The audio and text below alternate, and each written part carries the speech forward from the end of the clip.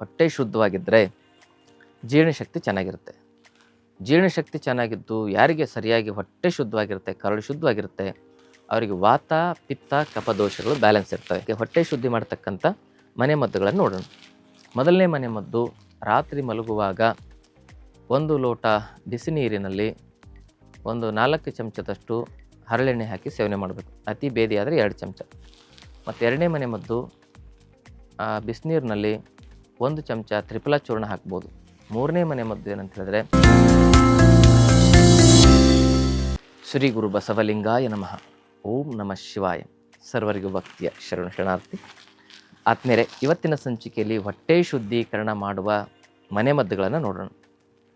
ಹೊಟ್ಟೆ ಶುದ್ಧವಾಗಿದ್ದರೆ ಜೀರ್ಣಶಕ್ತಿ ಚೆನ್ನಾಗಿರುತ್ತೆ. ಜೀರ್ಣಶಕ್ತಿ ಚೆನ್ನಾಗಿದ್ದು ಯಾರಿಗೆ ಸರಿಯಾಗಿ ಹೊಟ್ಟೆ ಶುದ್ಧವಾಗಿರುತ್ತೆ, ಕರಳು ಶುದ್ಧವಾಗಿರುತ್ತೆ, ಅವರಿಗೆ ವಾತ ಪಿತ್ತ ಕಫ ದೋಷಗಳು ಬ್ಯಾಲೆನ್ಸ್ ಇರ್ತವೆ.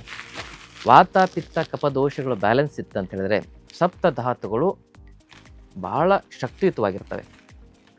ಅವು ಬ್ಯಾಲೆನ್ಸ್ ಆಗಿರ್ತವೆ, ಹೆಚ್ಚು ಆಗೋದಿಲ್ಲ, ಕಮ್ಮಿನೂ ಆಗೋದಿಲ್ಲ. ವಾತ ಪಿತ್ತ ಕಫ ದೋಷಗಳು ಸಪ್ತಧಾತುಗಳು ಬ್ಯಾಲೆನ್ಸ್ ಆಗಿದ್ದರೆ ನಮ್ಮ ಮನಸ್ಸು ಮತ್ತು ಆತ್ಮ ಪ್ರಸನ್ನವಾಗಿರುತ್ತೆ. ಇದು ಪರಿಪೂರ್ಣ ಆರೋಗ್ಯದ ಗುಟ್ಟು ನಮ್ಮ ಹೊಟ್ಟೆ ಶುದ್ಧೀಕರಣದಲ್ಲಿದೆ ಅನ್ನತಕ್ಕಂಥ ವಿಚಾರವನ್ನು ತಿಳಿಸ್ತಾ ಇದ್ದೇನೆ. ಅಂದರೆ ಆಯುರ್ವೇದ ಶಾಸ್ತ್ರದಲ್ಲಿ ಪರಿಪೂರ್ಣ ಆರೋಗ್ಯದ ಕುರಿತಾಗಿ ಒಂದು ಶ್ಲೋಕ ಬರುತ್ತೆ. ಸಮದೋಷ ಅಂದರೆ ಅಗ್ನಿ ಸಮ ಇರಬೇಕು, ದೋಷಗಳ ಸಮ ಇರಬೇಕು. ಸಮಾಗ್ನಿಶ್ಚ, ಸಮದೋಷ ಸಮಾಗ್ನಿಶ್ಚ, ಧಾತುಗಳು ಸಮ ಇರಬೇಕು. ಮಲಕ್ರಿಯ ಅಂದರೆ ಟಾಯ್ಲೆಟ್ಟು ಮೂತ್ರ ಬೆವರು ಸರಿಯಾಗಿ ಹೊರಗೆ ಹೋಗಬೇಕು. ಪ್ರಸನ್ನಾತ್ಮೇಂದ್ರಿಯ ಮನಸ್ಸು ಪ್ರಸನ್ನವಾಗಿರಬೇಕು, ಆತ್ಮ ಪ್ರಸನ್ನವಾಗಿರಬೇಕು, ಇಂದ್ರಿಯಗಳು ಪ್ರಸನ್ನವಾಗಿರಬೇಕು, ಮನಸ್ಸು ಪ್ರಸನ್ನವಾಗಿರಬೇಕು. ಪ್ರಸನ್ನಾತ್ಮೇಂದ್ರಿಯ ಮನ ಸ್ವಸ್ಥಿತ್ಯ ವಿಧೇಯತೆ ಅಂತ ಹೇಳ್ತಾರೆ. ಇದೆಲ್ಲ ಚೆನ್ನಾಗಿರ್ಬೇಕಂದ್ರೆ, ಯಾಕಂದರೆ ದೋಷಗಳು ಹೆಚ್ಚಾದರೂ ರೋಗ, ದೋಷಗಳು ಕಮ್ಮಿ ಆದರೂ ರೋಗ. ವಾತ ಹೆಚ್ಚಾಗಬಾರ್ದು, ಕಮ್ಮಿ ಆಗಬಾರ್ದು. ವಾತ ತೆಗಿತೀನಿ, ಪಿತ್ತ ತೆಗಿತೀನಿ, ಕಫ ತೆಗಿತೀನಿ ಅಂದ್ರೆ ಆಗಲ್ಲ. ವಾತ ಇದ್ರೇ ನಾವು ಚಲನೆ ಮಾಡ್ತೇವೆ, ಪಿತ್ತ ಇದ್ರೇ ಶರೀರದಲ್ಲಿ ಏನೇ ಕರಗುತ್ತೆ, ಕಫ ಇದ್ರೇ ನಮ್ಮ ಶರೀರ ಬೆಳೀತದೆ. ಅದು ಕೆಟ್ಟದ್ದಲ್ಲ. ವಾತ ಪಿತ್ತ ಕಫ ಅಂದರೆ ಅದು ಹೆಚ್ಚಾದರೆ ಕೆಟ್ಟದ್ದು, ಕಮ್ಮಿ ಆದರೂ ಕೆಟ್ಟದ್ದು. ಸಪ್ತಧಾತುಗಳು ರಸರಕ್ತ ಮಾಂಸ ಮೇದ ಅಸ್ಥಿ ಮಜ್ಜು ಶುಕ್ರ ಅಂತಕ್ಕಂಥ ಸಪ್ತಧಾತುಗಳು ಹೆಚ್ಚಾದರೂ ರೋಗ ಬರ್ತವೆ, ಕಮ್ಮಿ ಆದರೂ ರೋಗ ಬರ್ತವೆ.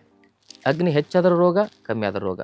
ಮಲಮೂತ್ರಗಳು ತುಂಬ ಜಾಸ್ತಿ ಹೋದರೂ ಕೂಡ ರೋಗ, ಅದು ಹೋಗದೇ ಇದ್ದರೂ ಕೂಡ ರೋಗ. ಸಮತೋಲನವಾಗಿರಬೇಕು, ಸ್ವಚ್ಛವಾಗಿರಬೇಕು ಅಂದರೆ ಹೊಟ್ಟೆ ಶುದ್ಧವಾಗಿರಬೇಕು. ಅದಕ್ಕೆ ಹೊಟ್ಟೆ ಶುದ್ಧಿ ಮಾಡ್ತಕ್ಕಂಥ ಮನೆಮದ್ದುಗಳನ್ನು ನೋಡೋಣ. ಮೊದಲನೇ ಮನೆಮದ್ದು, ರಾತ್ರಿ ಮಲಗುವಾಗ 1 ಲೋಟ ಬಿಸಿ ನೀರಿನಲ್ಲಿ 4 ಚಮಚದಷ್ಟು ಹರಳೆಣ್ಣೆ ಹಾಕಿ ಸೇವನೆ ಮಾಡಬೇಕು. ಅತಿ ಬೇದಿ ಆದರೆ 2 ಚಮಚ. ಮತ್ತು ಎರಡನೇ ಮನೆಮದ್ದು, ಬಿಸಿನೀರಿನಲ್ಲಿ 1 ಚಮಚ ತ್ರಿಫಲ ಚೂರ್ಣ ಹಾಕ್ಬೋದು. ಮೂರನೇ ಮನೆಮದ್ದು ಏನಂತ ಹೇಳಿದ್ರೆ, ಇಸಾಬ್ಗೋಲನ್ನು ಹಾಕಿ 1 ಚಮಚ ಸೇವನೆ ಮಾಡ್ಬೋದು. ನಾಲ್ಕನೇ ಮನೆಮದ್ದು ಏನಂತ ಹೇಳಿದ್ರೆ, ಆರಗ್ವದ ಅಂತ ಸಿಗ್ತದೆ. ಆರಗ್ವದ ಕಕ್ಕೆ ಮರ, ಆ ಕಾಯಿ ಒಳಗಡೆ ಕಪ್ಪು ಮೇಣ ಇರ್ತದೆ.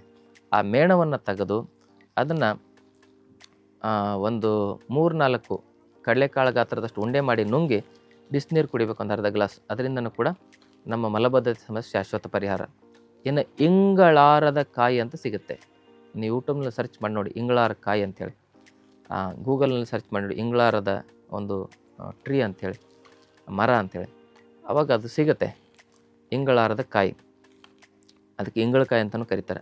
ಅದರ ಒಂದು ತಿರುಳು ತೆಗೆದು, ಕಾಯಿ ಮೇಲೆ ಇರ್ತಕ್ಕಂಥ ತಿರುಳು ತೆಗೆದು ಅದನ್ನು ಕೂಡ ಉಂಡೆ ಮಾಡಿ ಒಂದು ಕಡಲೆಕಾಳು ಗಾತ್ರದಷ್ಟು ಒಂದು 5-6 ಉಂಡೆ ತಿನ್ನೋದ್ರಿಂದ, ಆಮೇಲೆ ಬಿಸಿನೀರು ಕುಡಿಯೋದ್ರಿಂದ ರಾತ್ರಿ ಹೊಟ್ಟೆ ಶುದ್ಧವಾಗುತ್ತೆ. ಇನ್ನು 6ನೇ ಮನೆಮದ್ದಾಗಿ ನಾವು ಬೆಳಗ್ಗೆ ಎದ್ದು ಖಾಲಿ ಹೊಟ್ಟೆಯಲ್ಲಿ 1 ಲೋಟ ಬೆಟ್ಟದ ನೆಲ್ಲಿಕಾಯಿ ಜ್ಯೂಸ್ ಕುಡಿದ್ರೆ ಎಂಥದೇ ಮಲಬದ್ಧತೆ ಸಮಸ್ಯೆ ಇದ್ದರೂ ಕೂಡ ನಿವಾರಣೆ ಆಗುತ್ತೆ.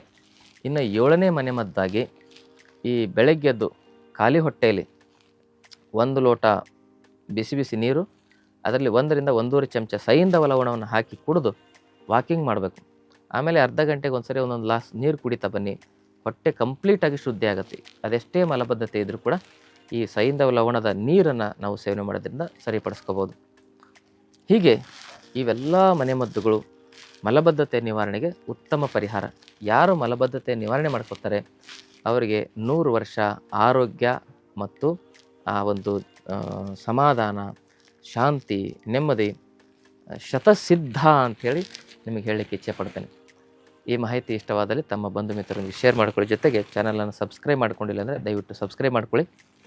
ಮಲಬದ್ಧತೆ ಇಷ್ಟೆಲ್ಲ ಮಾಡಿದರೂ ಕೂಡ ಆಗಿಲ್ಲ ಅಂದರೆ ಕ್ರೂರಾತಿ ಕ್ರೂರ ಕೋಷ್ಠ ಇದ್ದವರು, IBS ಸಮಸ್ಯೆ ಇದ್ದವರು ಆಯುರ್ವೇದ ಪಂಚಕರ್ಮ ಚಿಕಿತ್ಸೆಯನ್ನು ತೆಗೆದುಕೊಳ್ಳೋದ್ರಿಂದ ಆ ಸಮಸ್ಯೆಯನ್ನು ಪರಿಹಾರ ಮಾಡ್ಕೋಬೋದು. ಆಯುರ್ವೇದ ಪಂಚಕರ್ಮ ಚಿಕಿತ್ಸೆ ತಾವು ತೆಗೆದುಕೊಳ್ಳಿಕ್ಕೆ ನೇರವಾಗಿ ನಮ್ಮ ಆಶ್ರಮಕ್ಕೆ ಒಂದ್ಸರಿ ಭೇಟಿ ಕೊಡಿ.